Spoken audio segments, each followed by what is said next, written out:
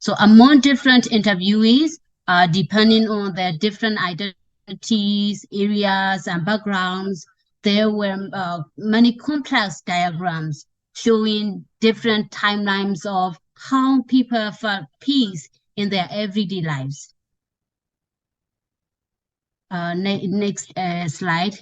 So in this chapter, uh, so highlight the situation of gender insecurity as one of our main findings.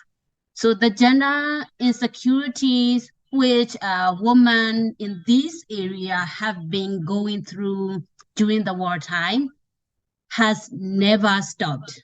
It just changed its pattern.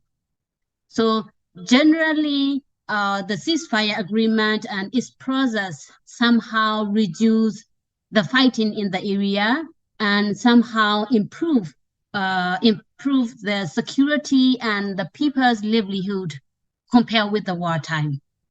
However, like human rights abuses such as militarization and torture continue.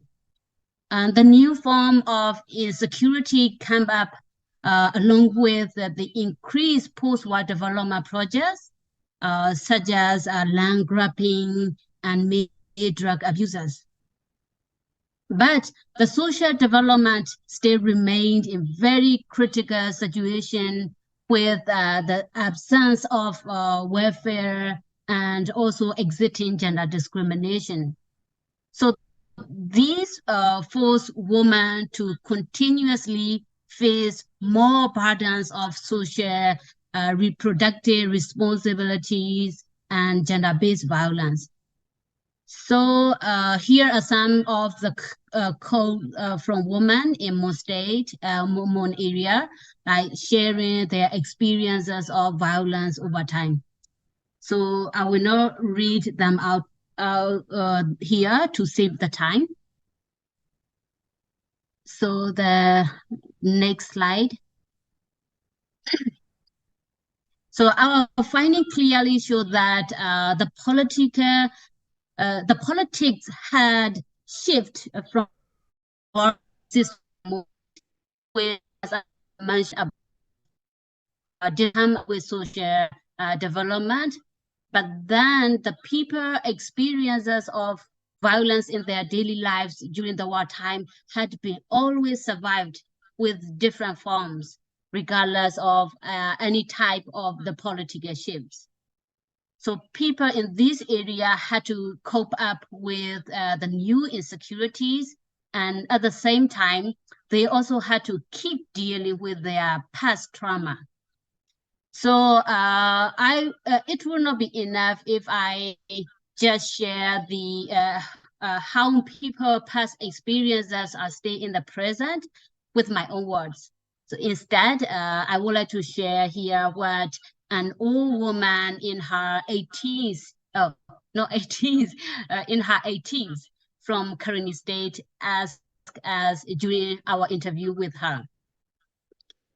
She grew up during World War II with Japanese invasion to Myanmar, and she gets all along with Myanmar conflict for her entire life, where she also experienced a delivery child in front of the SPDC soldiers due to being so frightened when they raid into her house. And she had to worry for the safety of her husband and her brother who were in connection with the Revolution Armed Group there. And she was also the one who had deal with the military members when they came to find her husband and brother. And she also had to worry for her group of little children, not only for their life safety, but also for the daily food. As well as taking responsibilities of her community instead of her husband, who was a village head at the time.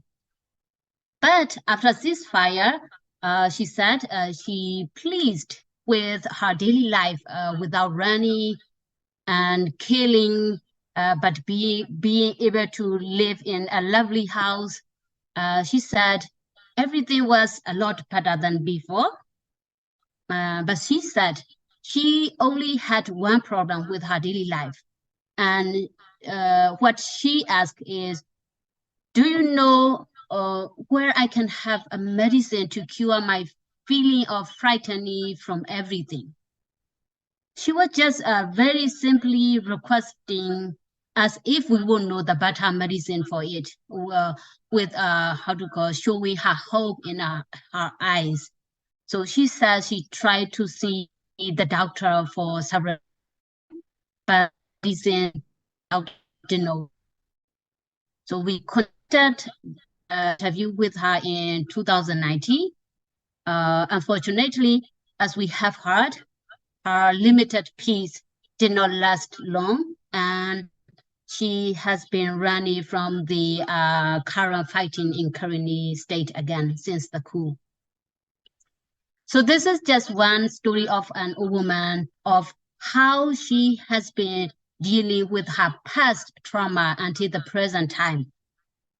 So in the next slide, here are some more expressions of other people from Karenni and more areas.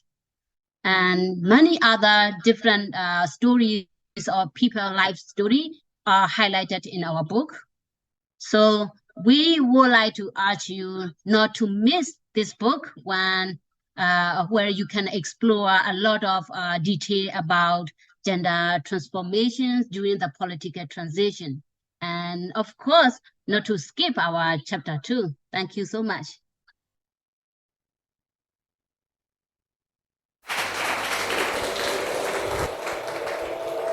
Okay. Okay, thank you so much, Sima Pio.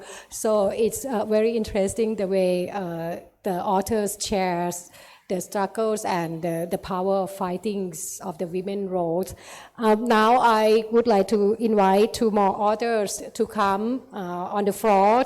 One is Jana Nayok, freelance gender conflict and peace building advisors, and a former country directors for International Alert Myanmar, Janas, and Dan Seng Lon, director of Kachin Land Research Center's authors. It's also interesting to hear from the male perspective on the women issues. Yeah, please come.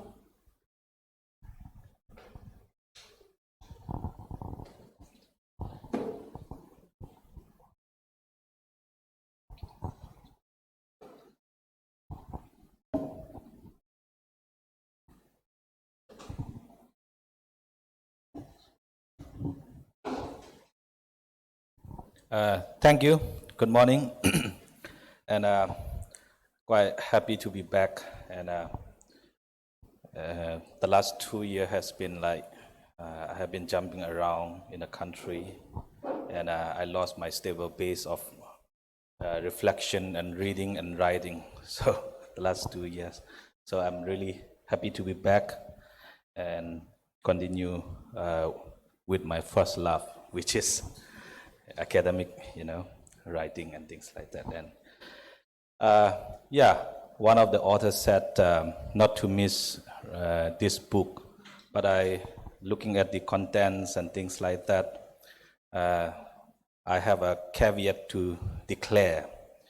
That is, I'm not very sure whether all the authors are great authors or not, but those who complete reading this book, great readers.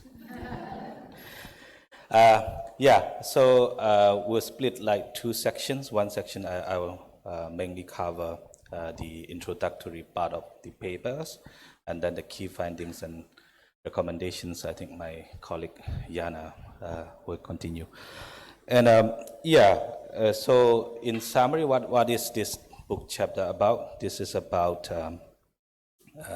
the gap that we see, which is like the gender and peace study, gender and development study has been growing in a quite fashionable way, but especially in Myanmar, research in the intersectionality between the gender and disability is quite understudied. So that's one of the research gap area we want to fill, and then intersectionality between gender, masculinities, and conflict as well. So, and then we conducted mainly we draw the data from the rapid need assessments we conducted during 2018 and 19 period, funded by USAID, but it was a very rapid, as data collection process. And in the interviews, in those interviews, we capture the life stories in the midst of multiple transactions between the cycles of conflict and peace, major economic changes, forced migration and return, and their experiences are also analyzed through an intersectional gender lenses, and examining the different needs, vulnerabilities, and possibilities for agency, both in terms of femininities and masculinities, which the respondents and their communities face. And also I also want to mention about some of the background factors about this book chapter as well.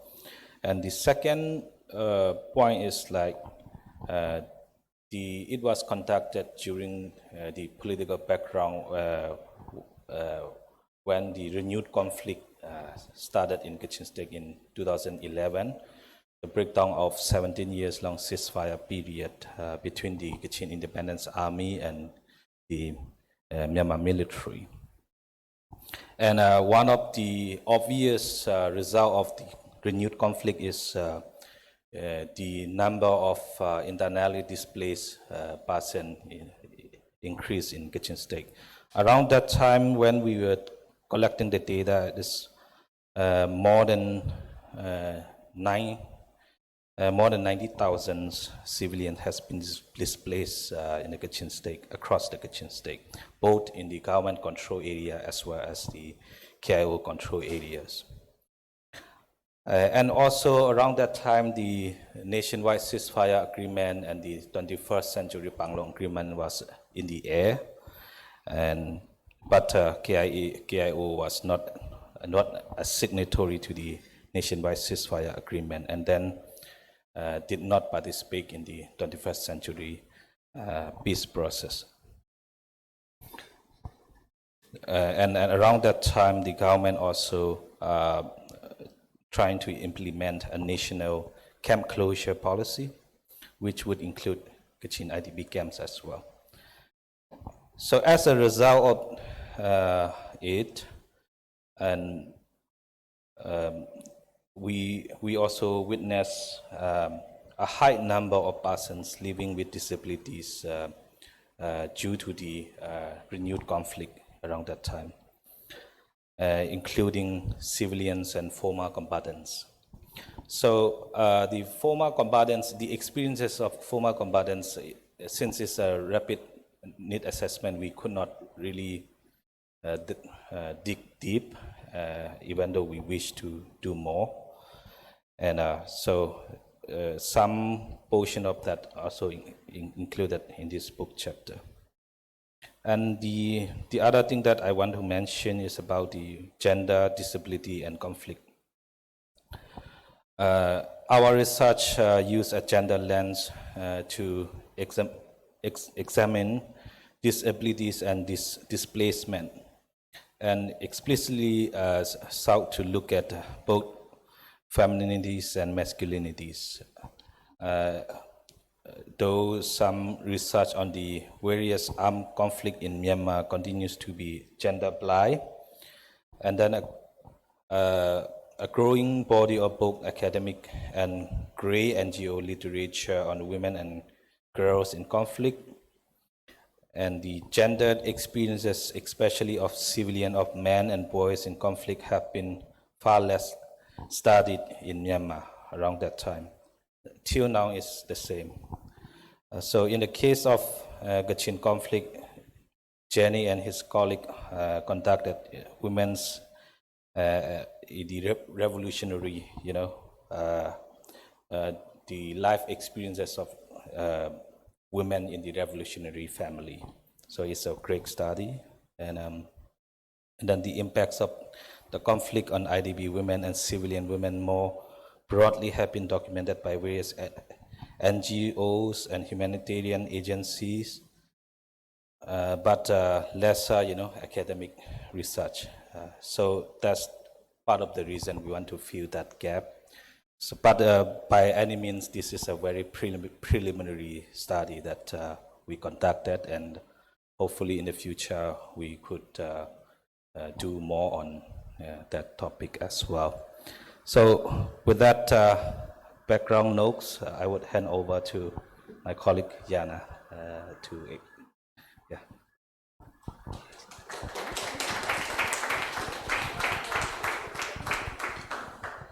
Thank you. So in this background, we looked at assessing the differentiated impacts of conflict and displacement on men and women with disabilities, and looking at contrasting this with the gendered expectations that they face in their daily lives and the differences and the impacts of this difference.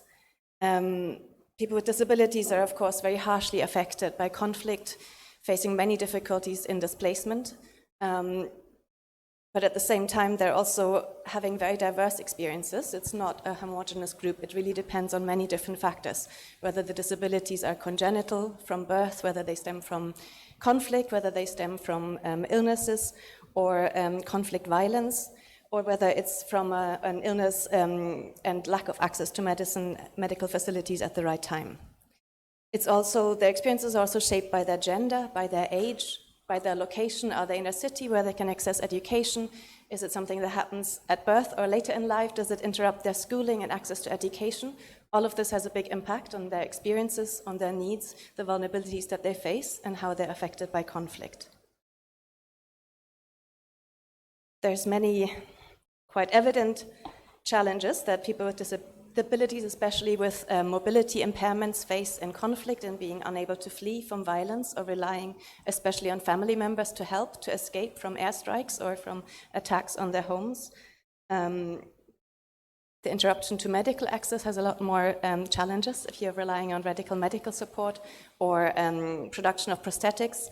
And we found that men with disabilities were particularly limited, as they were facing a lot of biases when they tried to cross checkpoints, especially from KIA-controlled territory into government-controlled territory, or at the time central government-controlled territory, in order to access better prosthetics. There was an immediate assumption that if a man with disability comes in, that this is an ex-combatant who would have incurred that mobility impairment as part of the conflict-related engagement. So they were facing a lot more scrutiny and higher barriers. Of course, being displaced into displacement camps has a big impact on, it disconnects people from their coping mechanisms, from adapted livelihoods, from their fields, from adapted facilities in terms of sanitation or around the house. And the displacement camps are particularly unsuitable for people with muddy roads that are very difficult to navigate, with crutches, with wheelchairs, with mobility impairments, and with sanitation facilities, again, that are not very suitable, for example, for women in wheelchair to engage in daily sanitation without being observed in the public. So it's compounded levels of vulnerability and stigmatization. On the gender side, we found that there was particular gendered access. So we have the expectations of men to be the protector and provider. Generally, we often have the expectation of women to be caring and looking after the family. This meant that women with disabilities were often not experiencing the same levels of support as maybe men with disabilities were getting from their families.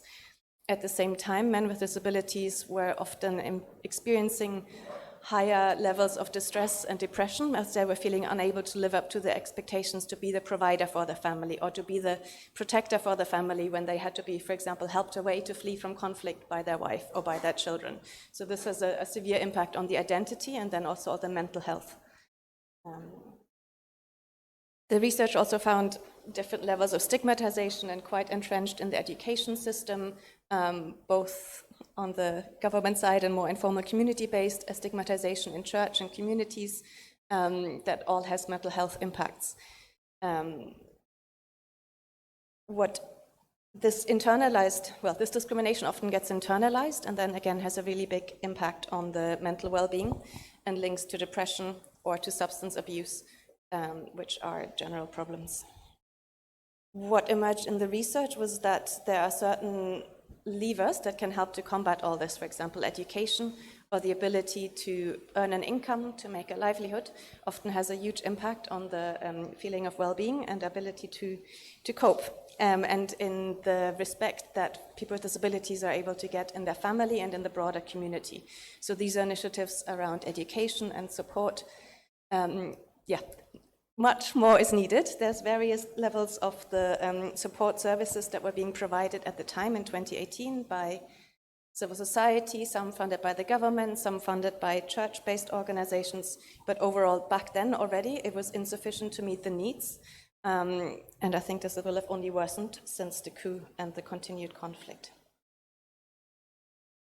I think, another finding of the research, which we could talk a lot more about, but I won't in the interest of time, is how structurally excluded also people with disabilities were feeling at the time from discussions in their communities about conflict, about a peace process, about what the priorities would be in their communities, and that their voices and perspectives were really not reaching any of the forums in which discussions were happening.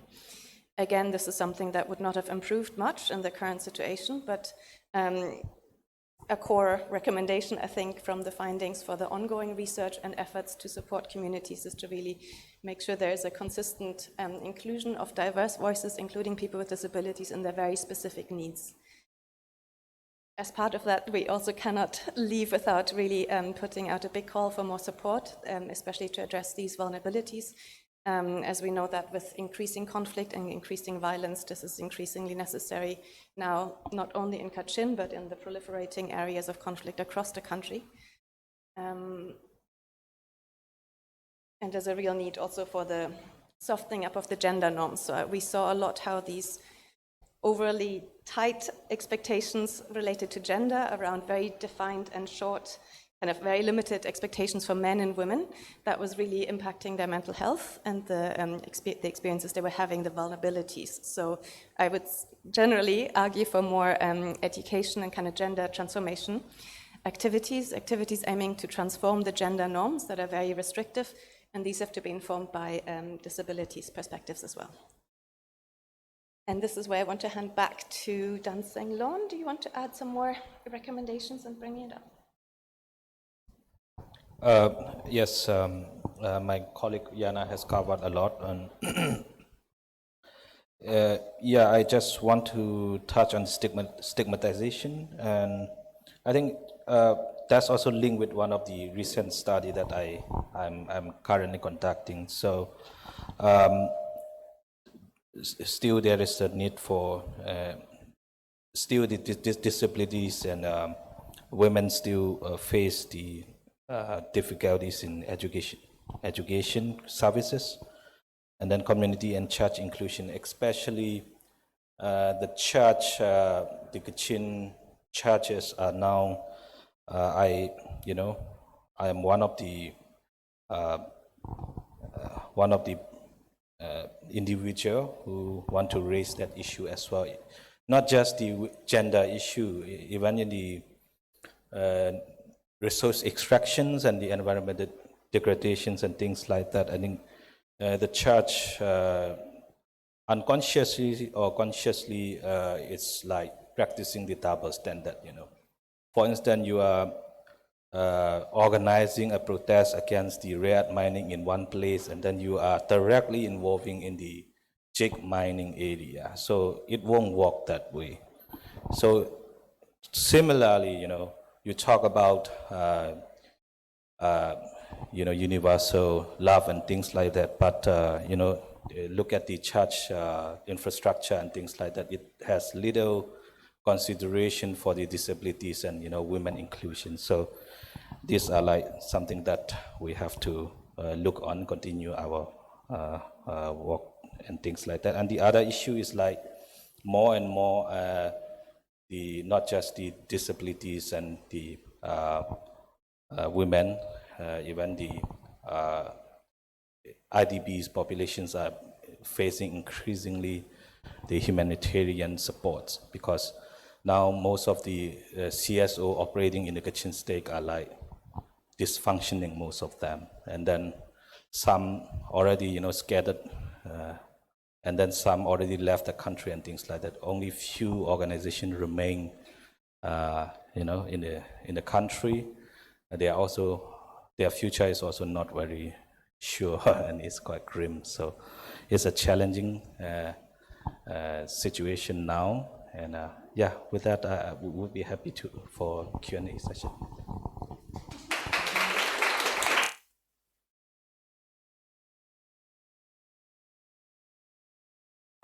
Thank you so much, Jana and Danson Lon, for the insight information and also touching on the, the book in the general, touching on the issues that people have been neglected. So that it's important. That's why the importance of this book, because the people the authors who have long-term knowledge on the issues, so then they able to explore in depth of the issues inside, like beyond the conflict, but there's other more that to be considered. So now then you hear from the authors, and we have the groups of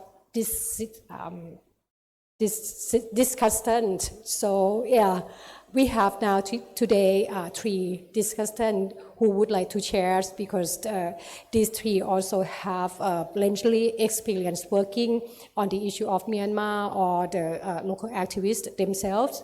So you will hear also very good information and discussion. 3 of them are Chunlei. Yeah, Chunlei is the democracies and human rights activist, executive member of People's Gold, and founders of the Two Sisters campaign. And also we have Mumu. Mumu is the Secretary General of the Women's League of Burma. And lastly, we have Debbie Stothard, and I think everyone know her. I think that impossible that people who work on Myanmar issue would not know Debbie. Yeah, Debbie is a founder of ASEAN Burma, board member of the global feminist organization AWID, and former Secretary General of FIDH. Okay, I would like to invite Mumu first, to come to the floor, and share what you have seen and what would you like to discuss in the book.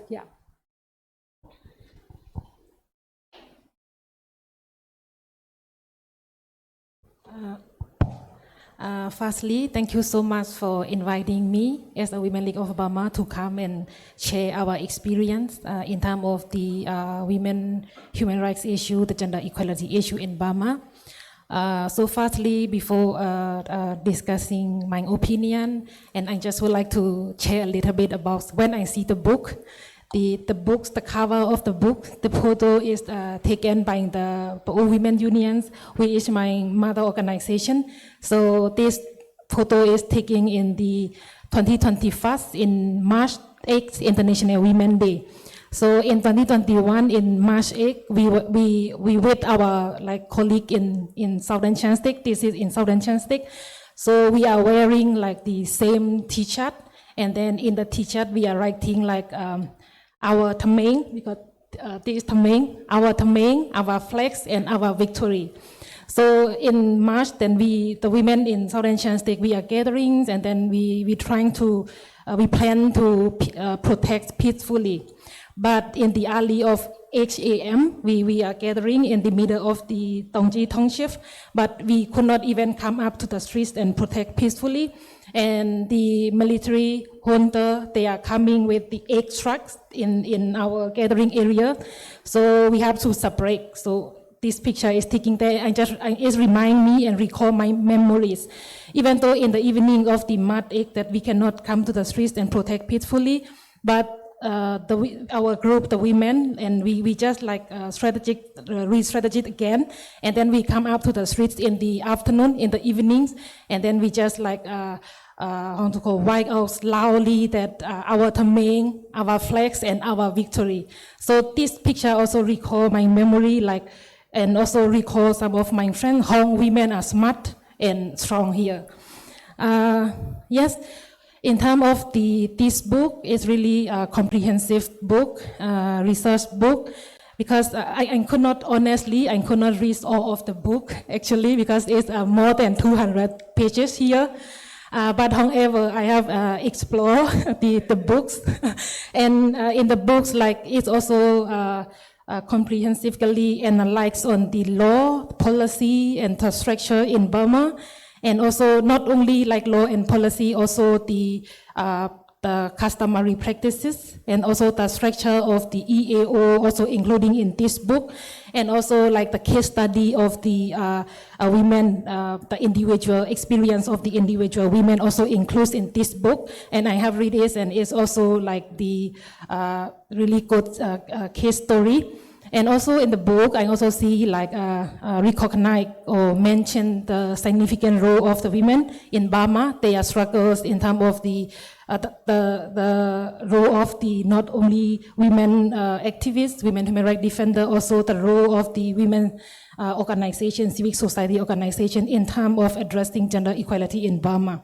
So this is really great. And also like there is also some mention about the way forward in terms of the future gender equality. So it's a great one. Yeah.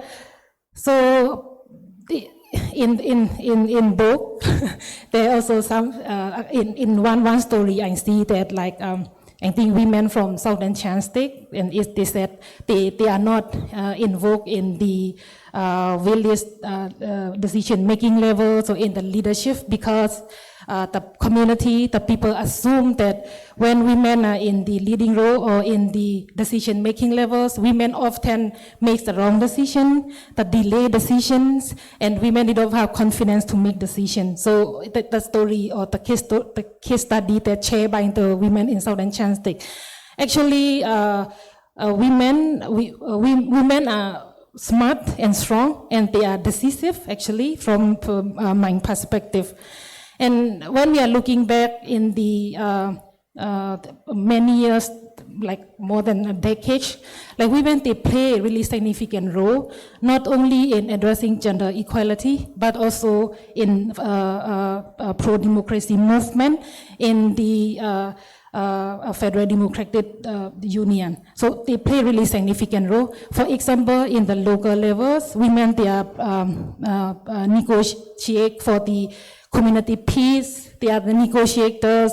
They are doing and they are putting their effort for the conflict transformation. They play a really significant role. They are always in the front line, not only in the family member, but even in the community. They play a really significant role. But women participation, the women involvement is not being recognized by the law, policy, or be not recognized. There is no like law or policy that promotes the women participation and promotes the gender equality. So in the books is also already mentioned. And when we are looking back the history, like we see a lot, like there are reforms. We can see in the 2010, the election. Before that, we have like 2008 constitution, 2010 election, and after that, we have like peace process, peace negotiation. We have those kind of things. And 2015, the election. So all the reforms are happening in the last like 10 and 15 years. But when we are looking back the reform, like institution reform, law reform, all of the reform process is very patriarchal. So it did not really address the gender issue, did not consider the women participation. So very patriarchal, I can see. And also like, you know, it very sad for me is like in Burma, you know, in 2008 constitution, the military, they have the 25 quotas in the parliament. And at that time, not many people question about the 25% quota of the military. We just like, okay, you should not be there. Politically, military should not involve in the politics like this. We just question like this. But based on our experience, we are advocating for the gender quotas, the women participation. And when we are talking about at least 30% of the women participation, the quota should be in the constitution. There are so many questions. So people are not so much questioning about the military quotas, 25 quotas, but people question a lot the 30% of the women quotas. So like, okay, if you have knowledge, if you have capacity, then you should come and be in the decision-making level. Like there's no 30% quota is needed. So we have those kind of things. And also until now, there are still not the political will of the democratic stakeholder, like quota, the gender equality, so like this. And until now, when we are talking about the equality, and is gender equality exclusive. And discussing about equality, and then what is the equality? The national equality, the ethnic equality, but gender equality is still missing, stay exclusive. And when we are talking about the all inclusion, even now, but gender inclusion is still exclusive, and until now. When we're looking back the history, like we are suffering the civil war for more than 7 decades. So right now, after the 2021, the military coup, the same military, they are using the same tactics to oppress the people, and that they coup again. Because when we're looking back in Burma, in the history, we are missing to implement the principle of the federalists. We are missing to end the man dominance or the patriarchal. And until now, we are still suffering the civil war again. And I also would like to express a little bit, like the currently Hong women are involved in these spring revolutions. So in this spring revolution, women, they are also playing really significant role in this revolution. And since the military coup, more than 60% of the unarmed peaceful protesters were women, and we are facing with the really high security risks. But we are continuous fighting. We are come up in the streets and peacefully protest against the military juntas. And like CDMs, the vast majority of the CDMs are women, from their education, from health. So they are actively participate in the CDMs, women human rights defenders, women lawyers who provide like the pro bono law firms until now. And in the front line, in terms of the providing the humanitarian aid, they are the vast majority of the service provider, the aid provider were women. But like I mentioned before, but the recognition of the women participation is still lacks even until now. And women facing with the different challenges and like harassment, sexual harassment, rapes, gang rapes, and others like punishment because of our involvement in the pro-democracy movement and because of our activism. But women, they are continuous fighting and they are continuous participate and still in the front line and doing like the significant work in this revolution. So in this revolution, like it's women group, actually from the women, we are more strategic, I think, and we are more strategic than men, because like we always said that this is the intersectional revolution, and in this revolution, like we don't want the civil war happen again. We don't want the coup happen again. So in terms to end any form of dictatorship, the military dictatorship, our activity now should not be ending the military dictatorship, also end the patriarchal. And also working toward the Federal Democratic Union. So women, we are continuous in our resistance to end the military dictatorship, any form of dictatorship, and the patriarchal, and also working towards the Federal Democratic Unions, with also guarantee the equality, includes the gender equality. But now, since women are facing with the different challenges, and the authors already, there are also like key finding or the recommendation, and I also want to share a little bit, especially the recommendation is really similar. So for the women organization and then women human rights defender, women activists, for us, like we need like so many support, recognition for us to be able to maintain and continue our activisms and our participation in pro-democracy movement.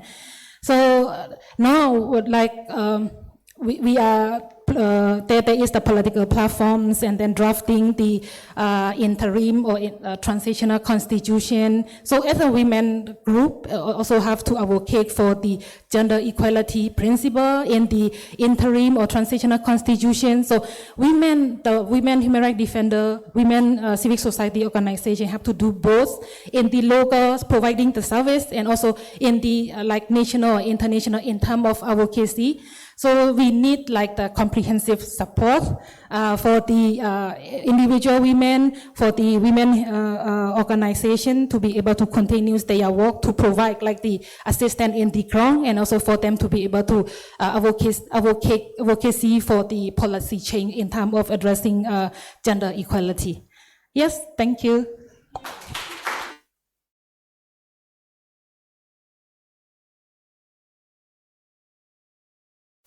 Really strong and precise. We need more support. Yes, it's like very strong message. Thank you so much, Momo. Now it's Chule. Yes. Please come.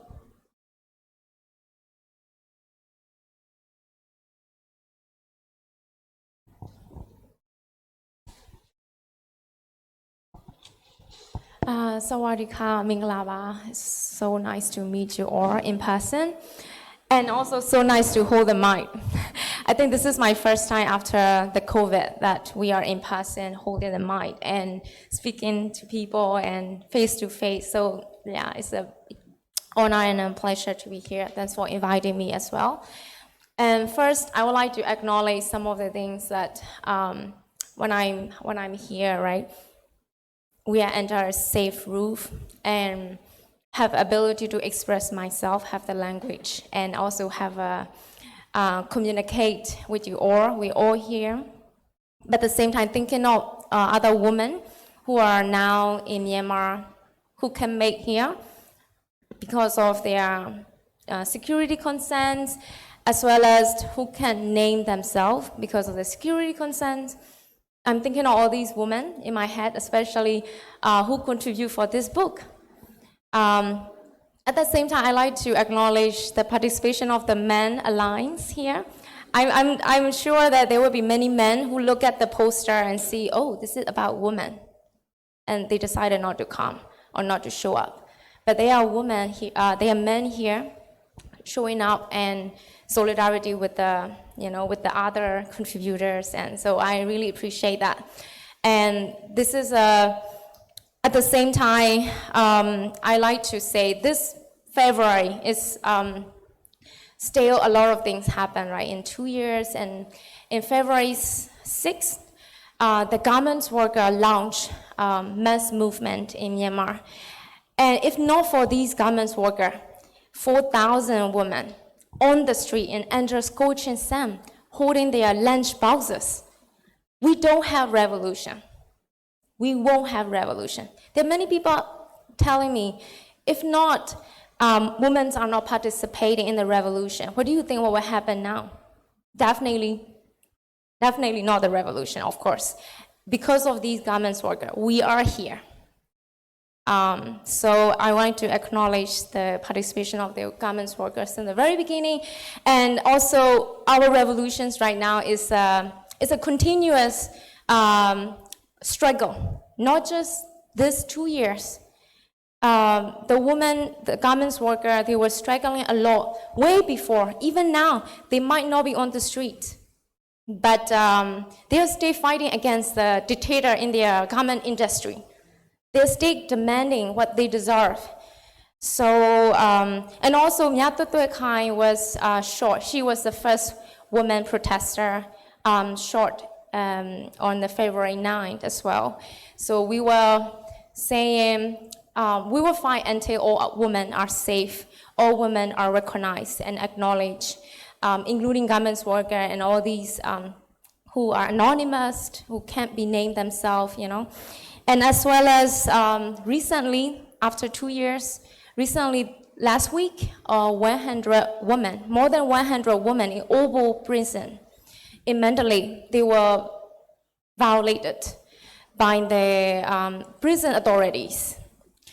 I'm thinking of them now as well, like, you know, because this is such a privileged situation. Like, I'm sharing with you all, having access to different international communities. I'm thinking of all these women in prisoners, and also, I can't wait to tell them, people like you are still talking about them.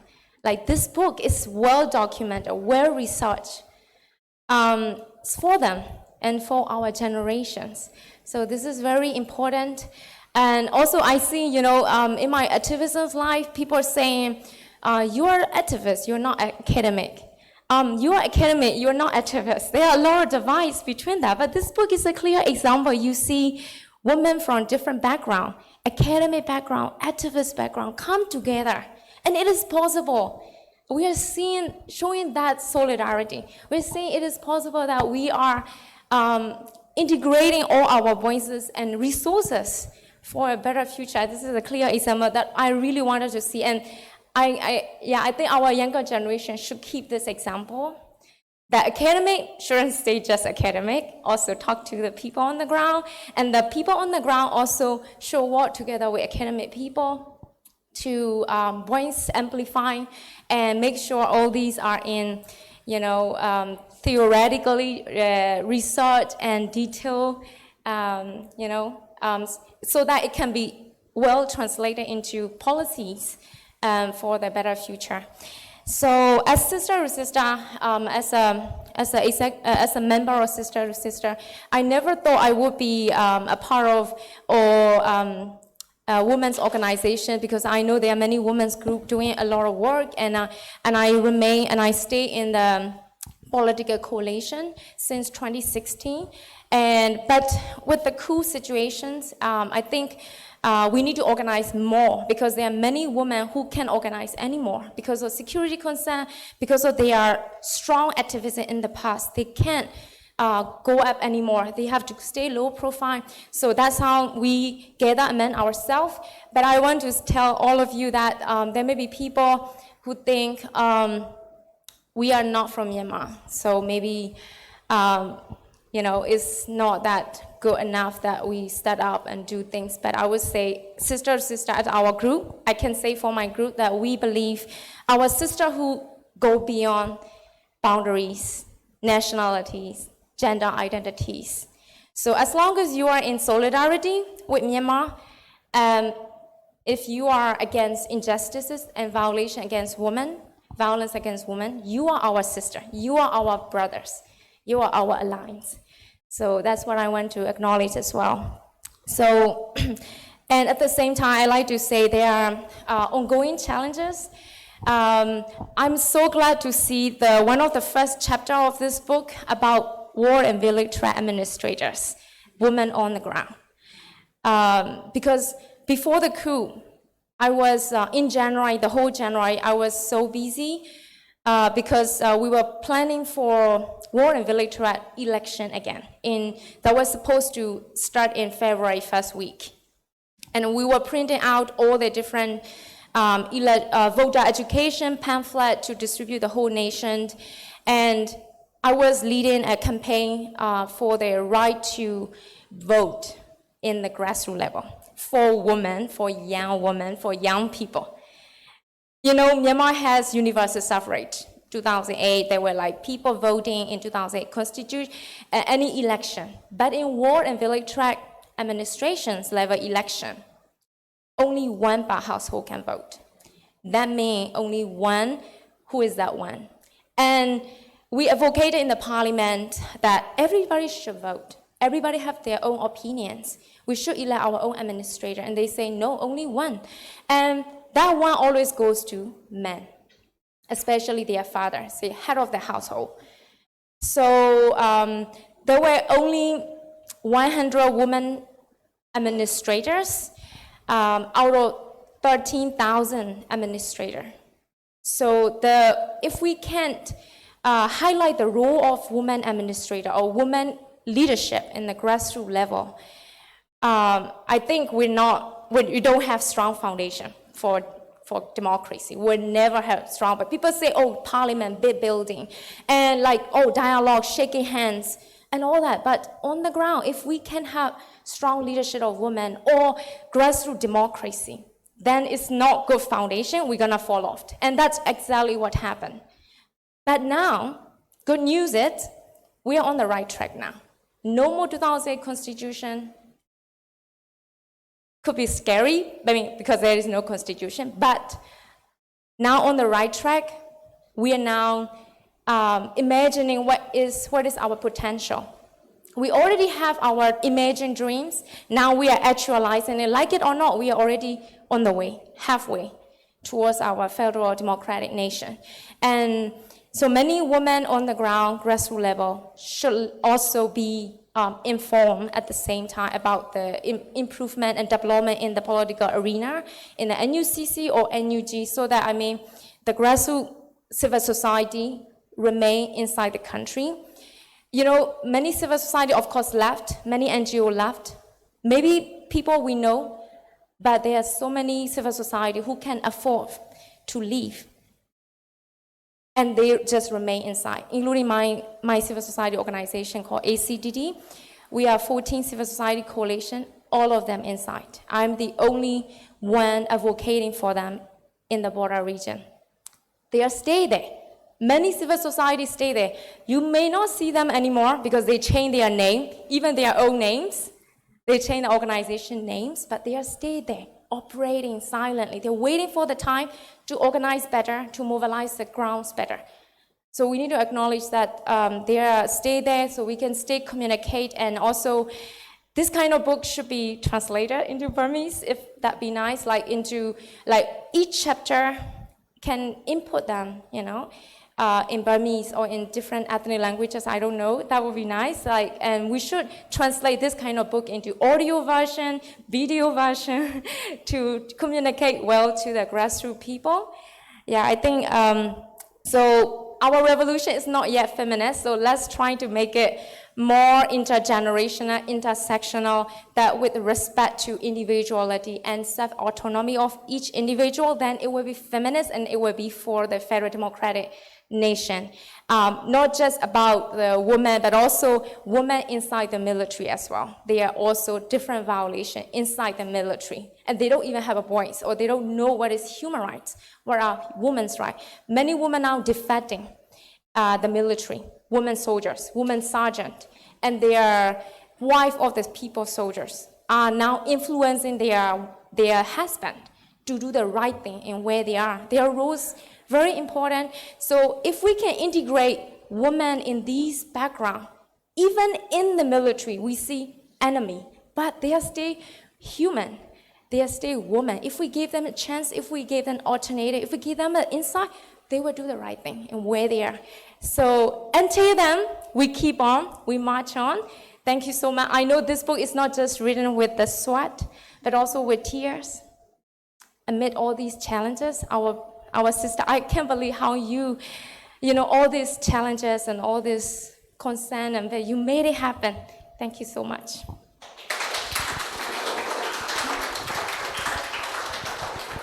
Thank you so much, Chunle. It's another really strong message. And yeah, I like the idea to translate the books into different languages. And we have like Swedish embassy here. So this is something to consider.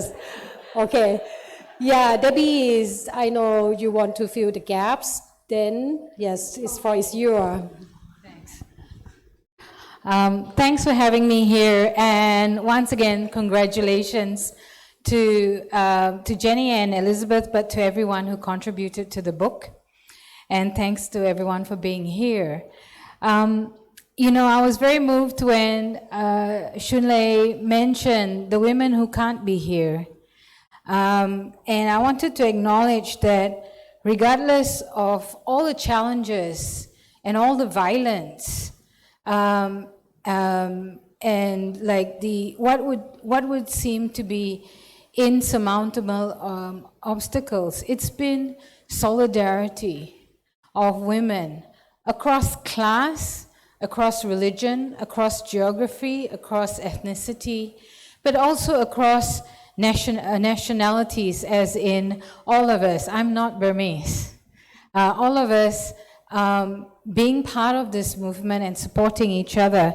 And I wanted to also acknowledge that it can be Guna in Hallsberg or Aku, assassinated in March 2021 in Calais.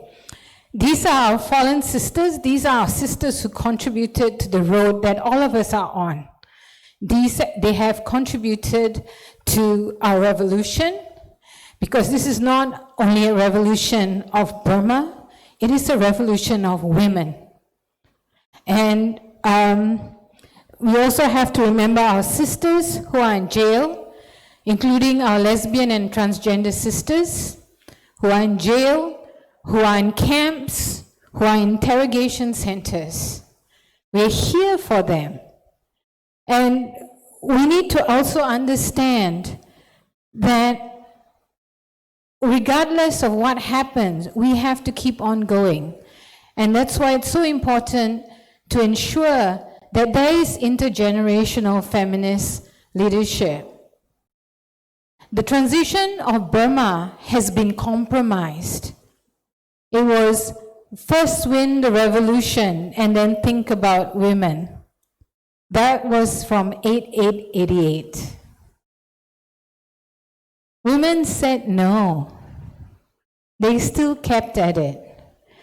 I remember those days when we would smuggle activists to the NLD headquarters for a tea party with Aung San Suu Kyi. But actually, these were very vital exchanges between activists led by women to get that solidarity going. I remember the handbags and the pigeons, you know. The handbags were basically because it was women activists who were carrying in the messages and smuggling out the videos and the audio back in the day where we didn't have SD cards. We had mini DV that we had to smuggle in our sanitary napkins and wear it out of the airport. So, you know, so it's wonderful now you have SD cards, but yeah. But, you know, we have all of that even before the 88 generation. The aunties who were making snacks were actually in the Revolutionary Army, you know? And then we were going like, where are the women, where are the women? The women in the kitchen were probably more kick-ass fighters than the men in the sitting room. Yeah, that is the legacy of the women of Burma and this revolution. And when we saw it was women, the garment workers, it was the young women and the young people coming out of the streets. When the coup happened, they were saying, stay at home. Don't make noise because you don't know what might happen next. It's not a good idea to go out. But when we look at what was going on, it was the women who were out there. Yeah? And so, you know, this, we cannot afford to let women be marginalized anymore. But we also have to acknowledge that this leadership, 60% of the public protests led by women, we're talking about 1,582 protests happening in 1 month in every state and region in the country in February 2021. That is, even the oldies from 888 said we didn't have this. It was the women who did and young people who led. And they didn't sprout out of nowhere. It's because there were decades of investment in women's empowerment. Women who refused to compromise, who understood that you cannot compromise on impunity. They were accused of being the spoilers of the peace process, that they were blocking development because they're talking about international humanitarian law, because they were talking about accountability. They were talking about equality and equity. When the Thein Sein government brought in the race and religion protection laws, the women, the anti-domestic violence law, the violence against women law was sitting there, and they fast-tracked these racist and anti-feminist laws called the race and religion protection laws.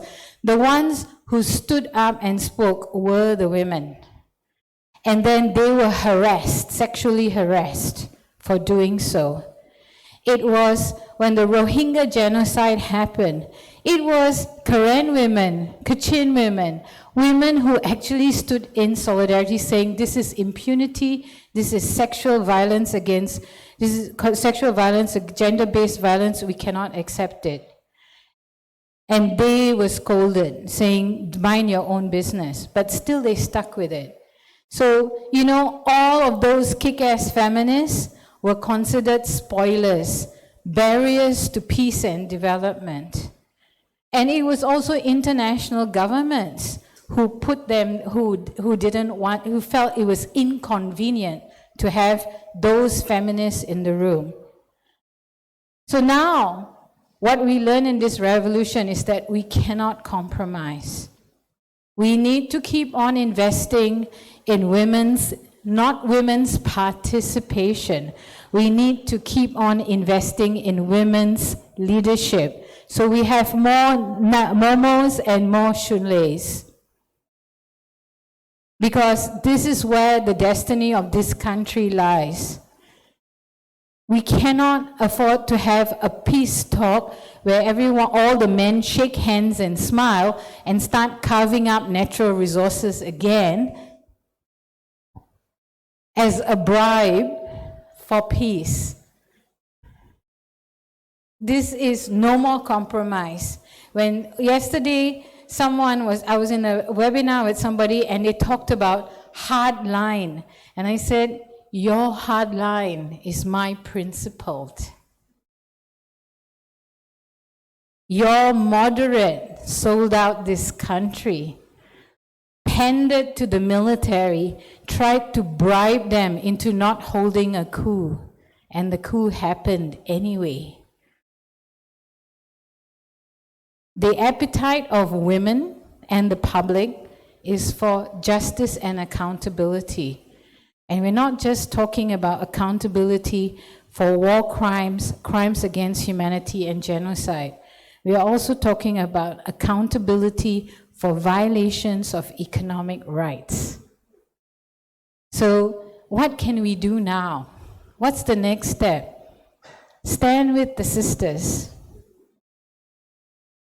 Support women's leadership from Burma, intersectional leadership. Understand too that we have to support women's leadership from different classes, whether they are garment women workers, whether they are rural women, whether they are women from social and ethnic and religious minorities, because it's women's leadership that is the future of Burma and also of our world, because we're not just dealing with what's going on in Burma.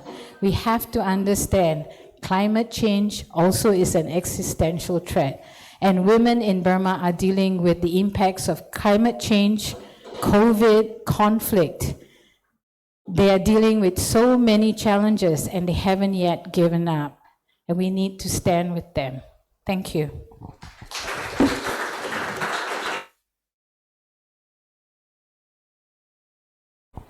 Thank you so much. I think we've heard of very strong message, and also the overview and the views of the authors of the books. And I think all of you sees how the issues are important and the books. Now I would like to open the floor for the questions and discussions from the audience, and also some people also watching through the Facebook Live. And if you have questions, you can post the questions on the Facebook. But I would like to invite Jenny and Elizabeth to moderate the question and answer. So yeah. Mm-hmm. Yeah.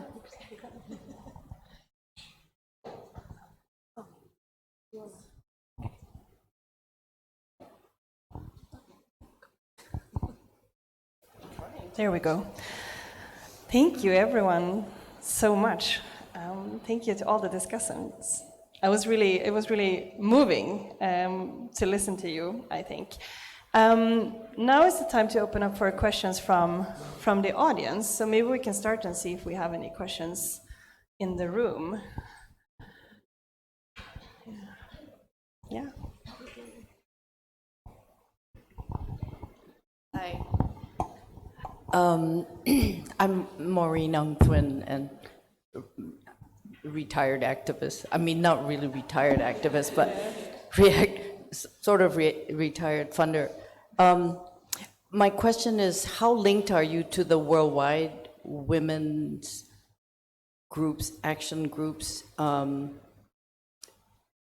You know, I mean, of course we have to get this translated into many countries, but you also have to make, Burma's gone off the visible news media, right? So the women's issue is so important. Can you rely on a network of sisters around the world, or is that what you're trying to do? And are you doing it, and how? And how can we help with that? Thank you. That's a really important question. I'd like to refer to what Shunlei said about joining forces and combining our different resources and different types of expertise and different audiences that we have access to. I think that there's a lot that we can do as scholars to disseminate knowledge in the networks that we have access to. And of course, I mean, worldwide, feminist research and feminist activism and movements have been interconnected historically, and that's still true. But of course, there's also limits to that, because for all of us, there's only so much we can do. And that's why these links are also important, because, I mean, of course, Shunlei and Momo, they have access to different networks, and those networks are also internationally connected. And that's something that has been true for the women's movement in exile, women from Burma in exile, and like for several decades now, that this, as I'm sure you know, that this is quite a transnationally connected movement, and they have been really good at international advocacy. And that has a lot of impact too. So, but of course, what we're trying to do with writing a book like that and combining scholars and activists and having events around the book to try to make this visible and also speak about what's happening now, is that we hope to be able to reach different audiences and hopefully mobilize support.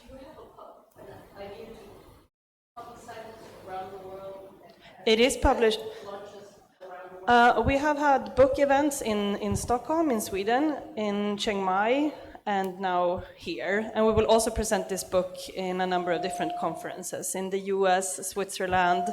So there's a few different things happening this spring. Yeah. Jenny, would you like to add something on that question? I think you did good. Okay. Also, Debbie Bergman. Okay.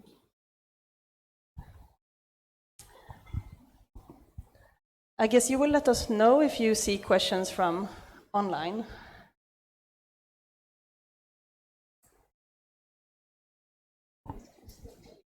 Okay.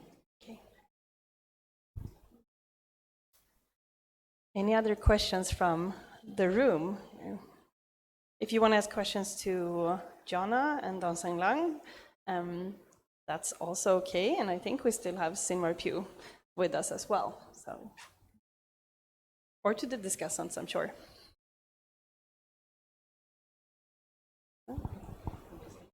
One here. Yeah. Maybe you want to. I just had a question about, we've heard from a lot of good speakers today, all saying that they want to see more. We've heard from a lot of good speakers today, all saying they want to see more involvement of women, particularly young women, in the movement going forward. But I haven't heard any practical proposals about how you do that. I mean, everyone keeps saying this sort of thing, and we all agree. But, you know, are we talking about quotas or insisting on fixing set quotas for women participation in these, or all the peace negotiations full of sort of old men shaking hands I mean, should we have some women in there mandated under certain agreements? I don't know. I'd be interested. I guess, you know, Debbie, you are the one who raised that point. Don't know if any of you have... sorry if it's in your book. I haven't had a chance to read it yet.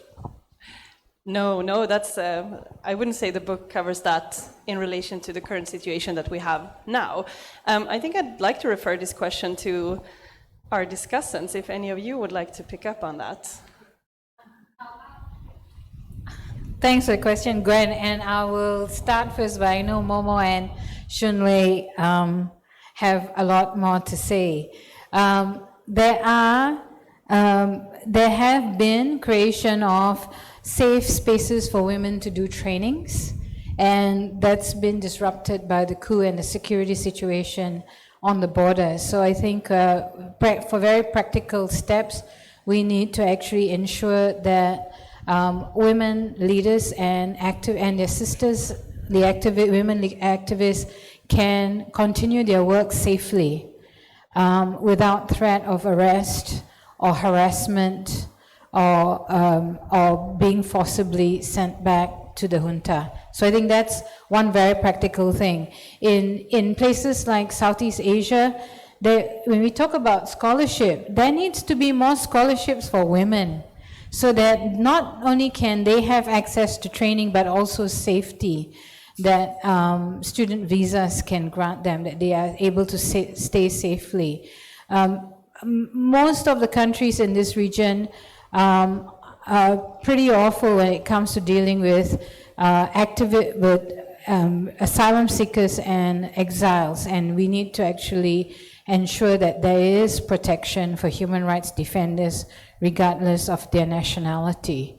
A lot of the women leaders have either set up organizations or part of organizations and networks, and those networks have been doing amazing work.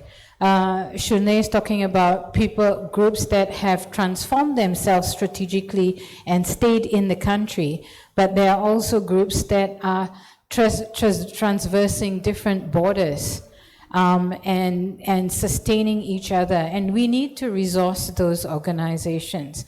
There's a huge amount of money now available, but it's going to the big INGOs, and there has to be an understanding that small is beautiful. It's these smaller feminist organizations who have the maximum impact on the ground and who are sustainable in the way they do their work. So those are some of the situations. And since the coup started, because this coup is not over yet, since this coup started, there's been greater appetite for young women to get involved and to avail themselves of training. So my organization, ALTSEAN, is one of many that's done on transform from in-person training to online.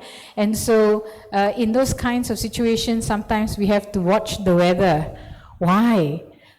Because if it's raining in Burma, there's no solar power to charge the phone to log on onto class. But this is quite an interesting thing, that young people and women are so motivated to keep on learning, to stay connected, that if they have only one solar power panel, like the size of their palm, they would use it to charge their phone so they can log on and check and stay connected and avail themselves of the political discussions and the learning. So these things are happening now. We need to scale them up. And some of the most amazing kick-ass humanitarian workers on the ground have been women. Women very discreetly getting the job done. And these are things that are so invisible but so necessary. So I think we need to look beyond the big headlines and understand that the survival of communities in the country, in IDP camps, it's the women who dig the bomb shelters. When the military is coming, it's women who gather the belongings and organize the kids and move. So, you know, when people say, oh yeah, women are so oppressed, and I say, okay, when the soldier is injured, who does he call out for? Mom. When there is a disruption in the community, who is the one who solves it? It's the women.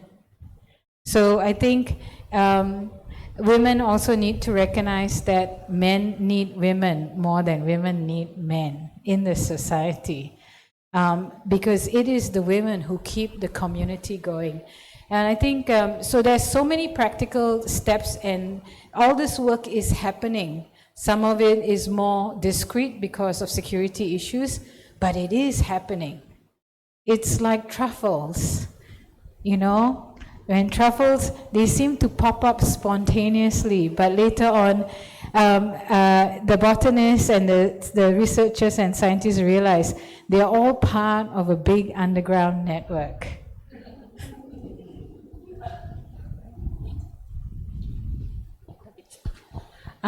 Yes, for the practical support. This is a great opportunity to say the practical support in front of the... Yeah, so let me share. For the Women League of Burma, we have like more than 100 of the women who are in the ground inside Burma. So they are doing the documentation in terms of the sexual and gender-based violence that committed by the military juntas.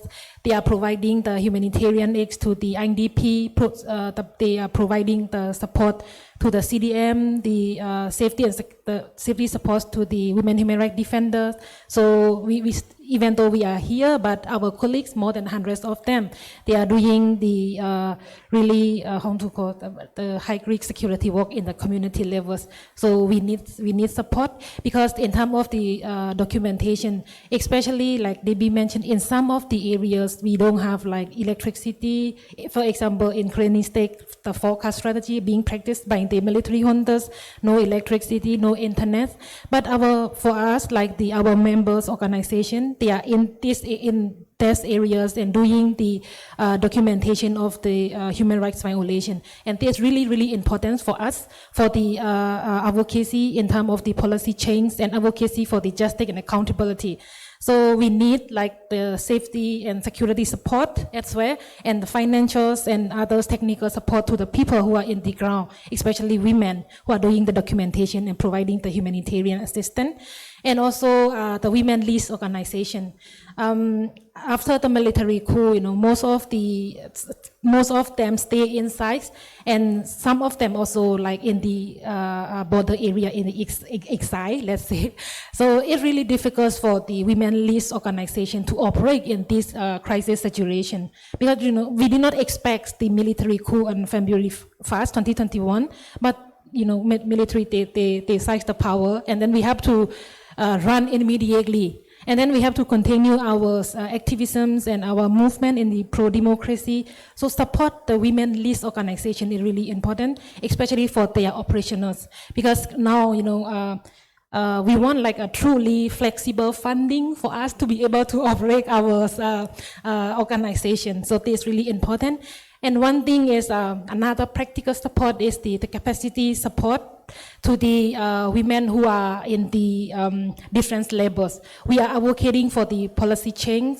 We are in terms of the gender equality, and women are not only talking and advocating for the gender equality. We are also advocating for the working for the future establishment of federal democratic unions. So you know, capacity and the financial support to the women is also really important for them to be able to participate and involved in the political process meaningfully. So this is really important. And also the one thing for us, we are doing the documentation, and in 2022 we have a report from the IDP camp from our member organization.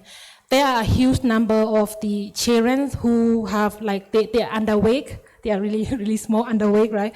Like this, and also maternity death, because the women, they did not access the sufficient and humanitarian aid, the IDP. So those kind of the humanitarian aid support, especially from the gender perspective, is also really important. And the humanitarian aid support also must be the cross-border humanitarian aid support. Thank you. Yeah, I support what the other two discussants have said. I just want to thank you because for mentioning younger women in your question, Gwen, because I think it is important to see the dynamic, power dynamic, even among the women population. They are young and old and, you know, mid-age, and there is always a power dynamic between that. And now we say the revolution is led by young people. And definitely Myanmar is a young country. The median age is 27. So Myanmar is definitely a young country, and we have more than 60% who are under 35. But where are the young women in the power positions? So in the whole cabinet in the National Unity Government, we have only one woman under 35 in the positions. That's a development, but still less, is still low. So that's important. That's one thing we can always hold the power institution accountable, to include more younger women participation and voices. And another practical things that what we all can do is holding the digital platform accountable. There's so many violence, online gender-based violence happening in different platforms. So if we can hold the digital platform accountable, that's a win for our next generations, because these online gender-based violence happening across the world in different factions. In Myanmar, there is like a targeted sexual abuse and doxing targeting younger women in Myanmar. So Telegram, Signal, Facebook, it's an ongoing challenge, especially for the younger generation. So let's hold them accountable. That would be another practical point. Thank you. So as these responses really demonstrate, I think it's quite clear that women are already there, and there's so many things that women do that are so foundational to this ongoing revolution. But it's worth reiterating something here, I think, in response or relating to Momo's point about the need for flexible funding, because in international research and like NGO documentation, it's well documented that women's organizations globally are underfunded, and the funding they receive is disproportionately earmarked funding that position them as logisticians implementing the priorities and activities of others, designed by others. So what they need is flexible funding that allows them to build a movement and to implement their own political priorities and agendas. And this is something that women's organizations in Myanmar and beyond have been calling for before the coup and for a long time. But it's even more urgent now because their resources and their time are so stretched in this really difficult political situation. So that's something quite specific that I think everyone from or with connections to international funders should really take on board. Even though it's not particularly novel, it's still really important.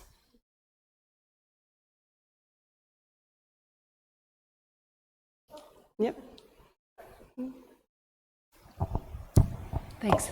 Hi, I'm Johanna. First of all, congratulations to everybody who has contributed to this book, and I'm really looking forward to reading it. And just as a short side note on that, and I was wondering, is there any thoughts about open access in order to make it more accessible for more people? Just as a side note. And continuing on that and what you just said, I want to take a bit of a leap in my question, and also hopefully looking forward into a future once the revolution has won. And we've heard a lot of terms like intersectionality, and it seems to be a very important issue throughout the book. And also looking at that short period of quasi-democratic unfolding before 2021, as well as insights from the wider intersectional feminist activism and academia. I was wondering in this question goes really to anybody who wants to answer it. What are your personal thoughts, and what? And here I'm just like not really sure like what is discussed on, for example, an NUG, NUCC level. To what extent can a future federal democratic Burma exist within this like current capitalist, heteronormative, patriarchal system that we are embedded in, all of us globally, and what has to change, and maybe also what are the potentials within this very strong resistance that we're seeing to break that open within international solidarity and to forge something wider from this strong movement. Thanks. Thank you. Just briefly on the open access question, we would love to see that, but that's a lot of that question is with the publisher, so we'll see. Is there anyone who would like to address that quite major system transforming question? Yeah. I'm gonna jump in here and say, firstly, when we talk about the interruption to the formal education and health system, we have to understand that the CDM, which is dominated by women, teachers and health workers, are actually running underground and alternative education and underground and alternative public health systems. Let's not forget, in 2021, Burma was the most dangerous place for health workers. Burma accounted for more than 30% of the world's number or percentage of attacks on health workers and health systems, just one country. So a lot of people went underground and they are starting out their own training, own public health, and there are people training them online. So the biggest, when we say what's the thing that the country needs, the biggest thing that the country needs, it's internet access. We need a satellite over Burma, because people are actually getting access to training. It's just that it's so slow because they need internet to do that. So I think this is something that we need to understand. The current revolution is already visioning the future. They are they're working for the future. In February 2020, I was at Momo's office, Women's League of Burma, and her predecessor, the General Secretary at that time, said, we need a feminist economic policy for Burma, and asked ASEAN to get involved in developing that project. So, when we are talking now, we have to recognize that a lot of the women leaders were actually visioning the future already, even before the coup. And that is something that we have not acknowledged, that power of a future vision. Now, it's not only the NUG. Let's not forget the NUG was formed by the NUCC, the National Unity Consultative Council, and it is the policy guiding body. Despite all the flaws and the fits and starts, this is the most inclusive platform at this time. And it's going to be women who start things when men don't agree. When men want to slow things down and disagree, it's women who are going to start and pilot things that the men don't dare to try. And we are going to see that unfold in the next couple of years. So we need to acknowledge that this is already happening, and that they were already talking about a feminist economic policy for the country, because they recognize that the treatment of women workers, the economic marginalization of women was dragging the country down. So I think I think that was the thing that I was really amazed by, that it was the Women's League of Burma leadership that said, not only do we need a feminist economic policy for Burma, we need to start building it now. Okay, thank you. So we have a question from online. Did you want to respond to that question? All right. Yeah, very briefly. I think it's a very great question in a systemic level. I would speak as a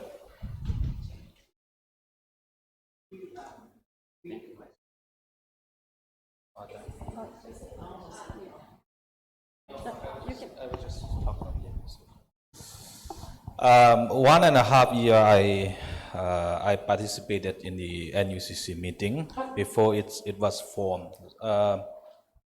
What I felt was that I think there is the kind of rigid, mentality among different groups in Myanmar, between the NLD members and the other, ethnic organizations, between the ethnic organizations.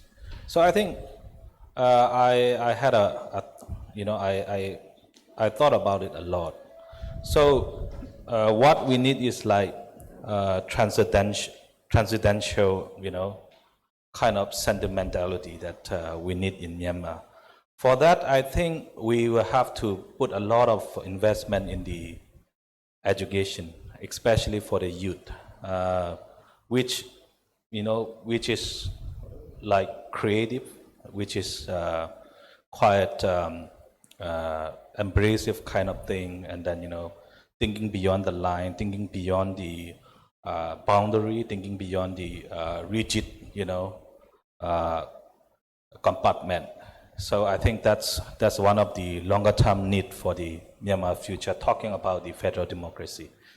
Believe me when I say that it's a very difficult kind of negotiation going on when I involved in NUCC about what they imagine about federal democracy. It's really difficult. Still then, within the opposition groups, not mentioning about the military side. So I think that's a lot of creative and liberal young leaders, initiatives, women forces are, needed among them. So thank you. Thank you. So we have one question from online, and this will be the last question. And I think this is maybe a good one for Momo or Shunlei. So I'm going to read the question first. People are saying that the current political movement in Myanmar is not only resisting military dictatorship, but it is also an ideological revolution breaking gender barriers. Although women are often actively participating and contributing behind the scenes of the resistance, their contribution often go unrecognized in society. These are the facts. I am curious, what is the participation of women in federal democracy constitution building processes, and what roles will they be granted in the constitution? Would any of you like to say a few words about that? That's very important questions, right? And then I think, as I have said, the women participation still in the decision making is quite low. Yeah. There's so many reasons they're saying and stuff. I think Women League of Burma, as a member of National Unity Consultative Council, can expand on this. Yeah.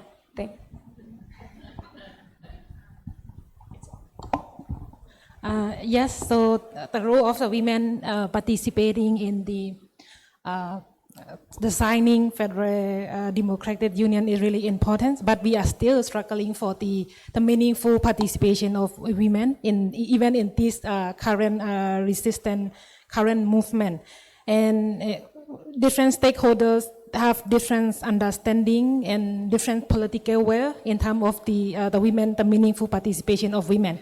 So you may also have in Burma it's funny, I think you can say, when we are talking about transitional justice, and some of the democratic stakeholders said, okay, transitional justice means justice after transition.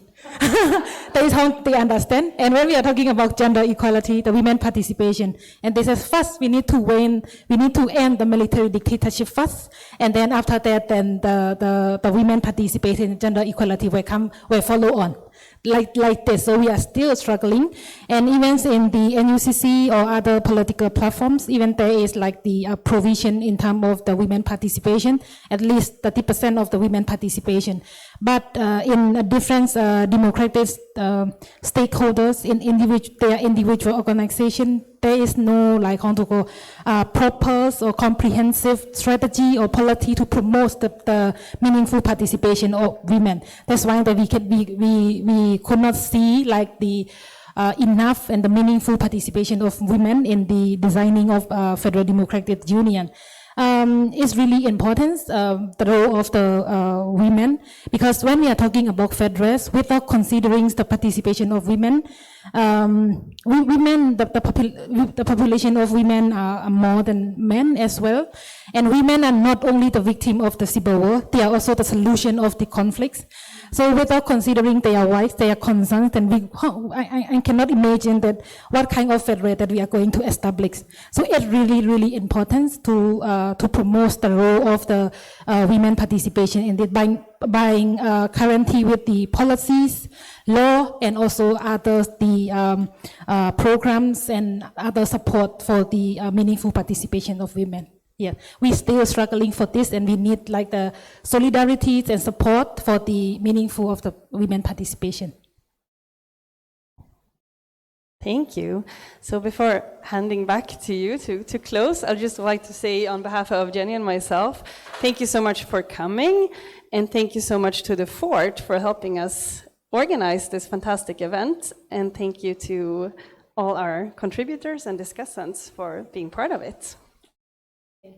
Yeah, thank you so much, Jenny and Elizabeth, and our speakers. I want to name the speaker, everyone here again, the cows, the ambassadors, Jenny, Elizabeth, Sim Upheaval, I think she's still be online, Jana here, Dan Seng Lon, Debbie, Shunlei, and Momo. Thank you so much. I think this is just the beginnings of the revolutions of the women, and women already have we know, I mean, as a woman also, everyone know, and I think like just like everyone saying that women in Myanmar has been more progressive than, of course, the military junta. So, and they have been progressive all since in the beginning, so that the women role is something that everyone and we all have to support, and we already support and need more support in the futures.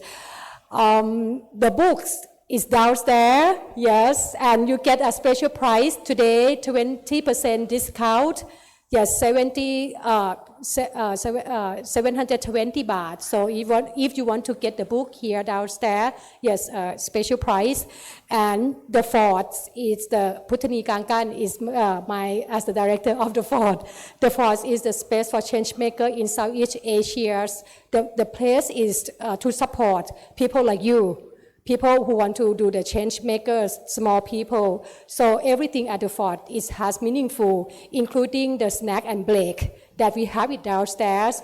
They come from Dots Coffees. There are visual impairments group in Thailand that they don't want to be burdens of the societies as many other peoples. So then they set up the group and they have their own space for the coffee. So like what I say, everything is meaningful. So then please enjoy the book, and thank for our speakers and the coffees. And lastly, I would like to thank the Fortify Right team, my sister organization, like people who you don't see them on the in the cameras, but who's on the back, who support for everything. So thank you, and thank you everyone to participate in this important event. There will be more in the future. Stay tuned. Okay, have a good day. Goodbye.